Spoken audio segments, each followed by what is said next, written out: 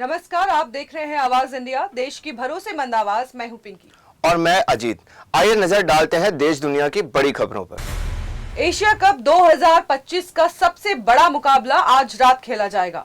Dubai international stadium में भारत और पाकिस्तान की टीमें आमने सामने होंगी।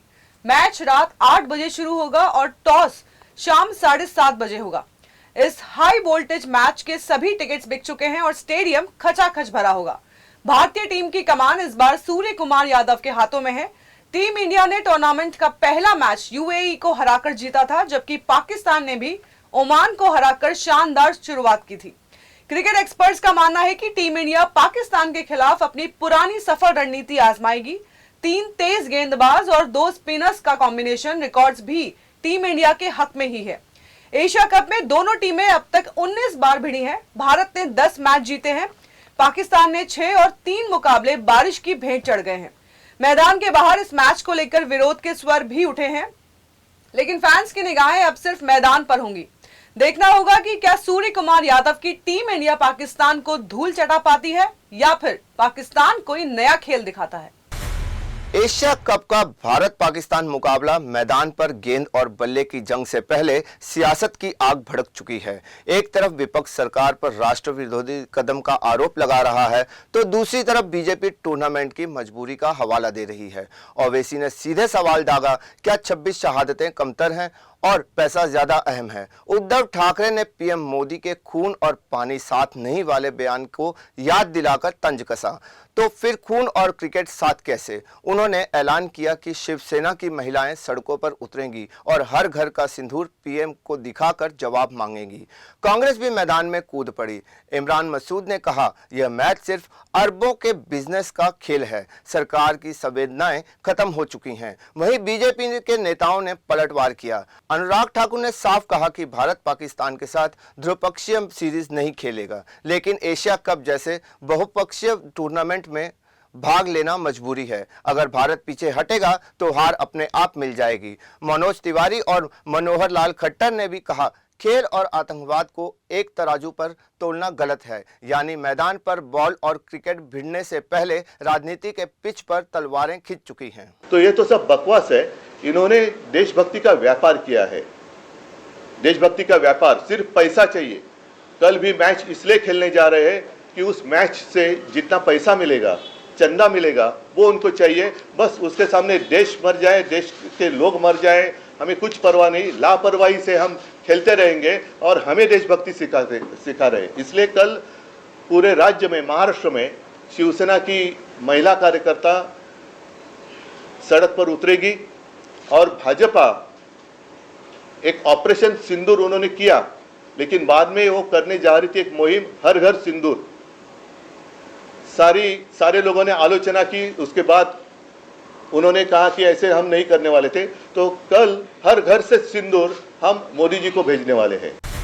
दिल्ली से बड़ी और बेहद गंभीर खबर, कांग्रेस आईटी सेल का दांव अब उसी पर भारी पड़ गया है।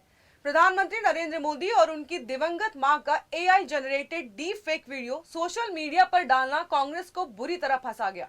भाजपा नेता संकेत गुप्ता की शिकायत पर दिल्ली पुलिस ने नॉर्थ एवेन्यू थाने में अज्ञात नेताओं के खिलाफ कई धाराओं में एफआईआर दर्ज कर ली है। शिकायत में साफ कहा गया है कि ये वीडियो न सिर्फ प्रधानमंत्री की छवि धूमिल करता है, बल्कि मातृत्व और महिलाओं की गरिमा पर भी करारा हमला है।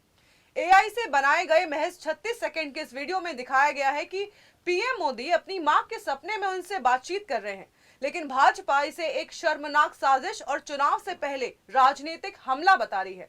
कांग्रेस हालांकि बचाव में उतर गई है और कह रही है कि वीडियो में किसी का अपमान नहीं किया गया है, लेकिन अब मामला पुलिस की कार्रवाई तक पहुंच चुका है।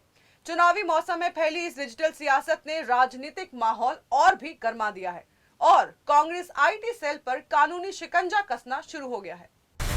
प्रधानमंत्री मोदी और उनकी दिवंगत मां को लेकर कांग्रेस के एआई जनरेटेड वीडियो विवाद ने सियासत में भूचाल ला दिया है। आरजेडी नेता तेज प्रताप यादव ने इस पूरे मामले पर कड़ा बयान दिया है। उन्होंने कहा कि मां जैसे पवित्र शब्द को राजनीति के तराजू पर तोलना पाप है। चाहे बीजेपी हो या कांग्रेस, किसी को भी मां जैसे शब्द का इस्तेमाल सियासत में नहीं करना चाहिए। तेज प्रताप ने साथ ही एक नए राजनीतिक गठबंधन का भी ऐलान कर दिया है। उन्होंने कहा कि कई दल उनसे जुड़ चुके हैं और अब इस गठबंधन का नाम रखा गया है बिहार अलायंस। उनका कहना है कि सब मिलाकर चुनाव लड़ेंगे और जनता को एक मजबूत विकल्प देंगे। तेज प्रताप ने अपने छोटे भाई और नेता प्रतिपक्ष तेजस्वी यादव को लेकर भी बड़ा बयान दिया है। उन्होंने कहा कि तेजस्वी उनके छोटे भाई हैं और उन्हें हमेशा उनका आशीर्वाद मिलता रहेगा। साफ है कि एआई वीडियो विवाद से निकली ये राजनीतिक प्रतिक्रिया अब बिहार की सियासत को नई दिशा देती दिख रही है। इजराइल हमास युद्ध के बीच एक बड़ा और धमाकेदार बयान आया है। इजराइल प्रधानमंत्री बेंजामिन नेतन्याहू का कहना है कि कतर में मौजूद हमास नेताओं का खात्मा ही गाजा युद्ध को समाप्त करने और बंधकों को रिहा करने की सबसे बड़ी कुंजी है।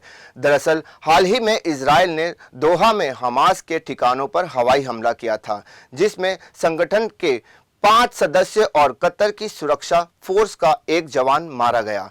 हमास ने दावा किया कि उनके वरिष्ठ नेता बच गए हैं, लेकिन इस हमले को उन्होंने संपूर्ण वार्ता प्रक्रिया की हत्या करार दिया। हमास ने दावा किया कि उनके वरिष्ठ नेता बच गए हैं, लेकिन इस हमले को उन्होंने संपूर्ण वार्ता प्रक्रिया की हत्या करार दिया। हमास ने साफ कहा है कि वे अपनी शर्तों से पीछे नहीं हटेंगे, यानी बिना युद्ध समाप्ति समझौता और फिलिस्तीन को स्वतंत्र राज्य का दर्ज नहीं मिले, धमाकों की रिहाई और हथियार छोड़ने का सवाल ही नहीं उठता। अमेरिकी राष्ट्रपति डोनाल्ड ट्रंप ने एक बार फिर रूस से तेल खरीद और टैरिफ को लेकर बड़ा बयान दिया है। ट्रंप ने नाटो देशों को चेतावनी दी है कि यदि वे रूस से तेल खरीदना बंद नहीं करते तो वे और सख्त कदम उठाएंगे। उनका कहना है कि नाटो की प्रतिबद्धता अब तक 100% से काफी कम रही है और कुछ देशों की रूस से तेल खरीद चौंकाने वाली है। ट्रंप ने चीन पर भी सख्त रुख अपनाते हुए कहा है कि रूस से तेल खरीद पर चीन पर 50 से 100% का टैरिफ लगाया जाना चाहिए। उनका मानना है कि इस कदम से चीन की रूस पर पकड़ कमजोर होगी और रूस यूक्रेन युद्ध को खत्म करने में मदद मिलेगी। उन्होंने ये भी कहा कि युद्ध खत्म होने के बाद चीन पर लगाई गई टैरिफ को हटा दिया जाएगा। इस बार खास बात यह रही कि ट्रंप ने भारत का नाम नहीं लिया। पिछले महीनों में रूस से तेल खरीद को लेकर ट्रंप भारत पर आक्रामक नजर आए थे, लेकिन शनिवार को उन्होंने भारत पर चुप्पी साधते हुए नरम रुख अपनाया। लंदन की सड़कों पर शनिवार को जंग का मैदान नजर आया। एंटी इमिग्रेशन मार्च ने पूरे शहर को हिला दिया है। करीब 1,10,000 प्रदर्शनकारी झंडे, बैनर और नारेबाजी के साथ उतर पड़े सेंट्रल लंदन में। यह रैली टॉमी रॉबिन्सन की अगुवाई में यूनाइटेड द किंगडम के नाम से निकाली गई है।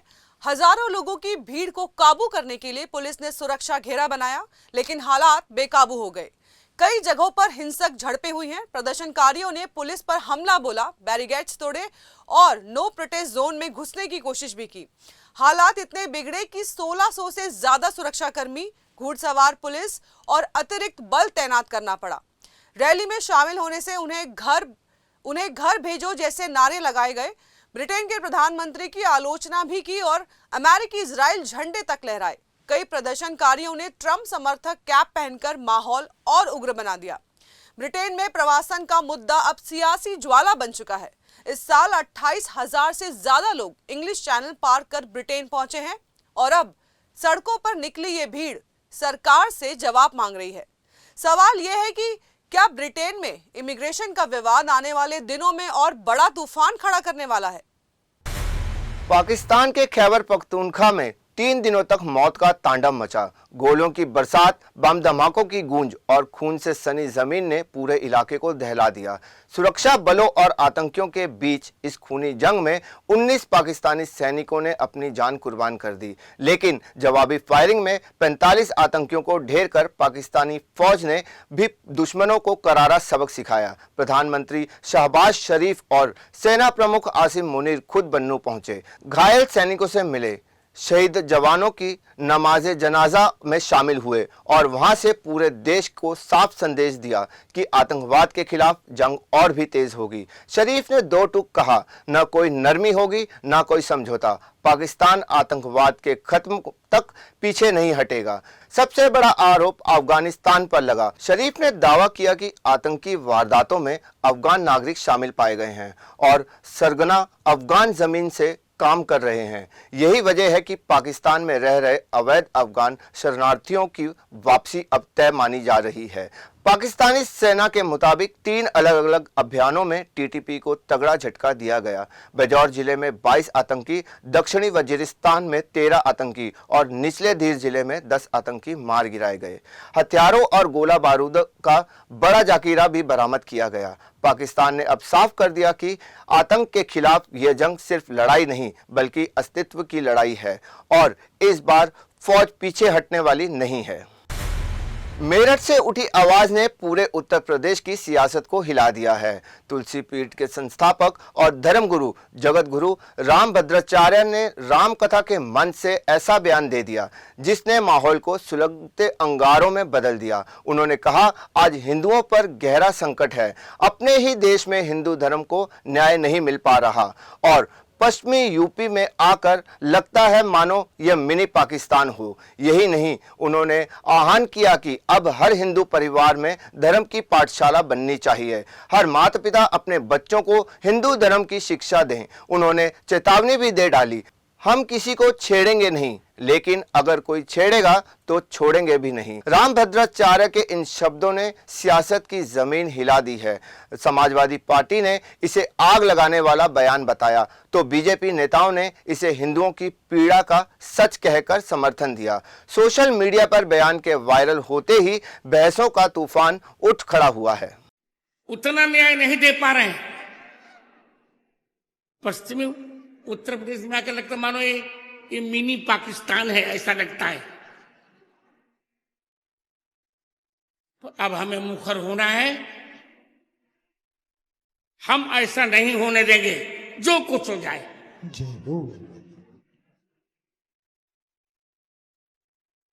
इसलिए अब तो प्रत्येक घर में हिंदू धर्म की पाठशाला बनानी ही पड़ेगी।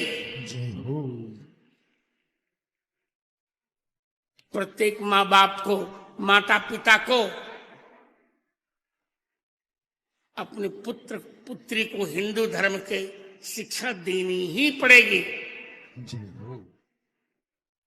और एक बात बताऊं,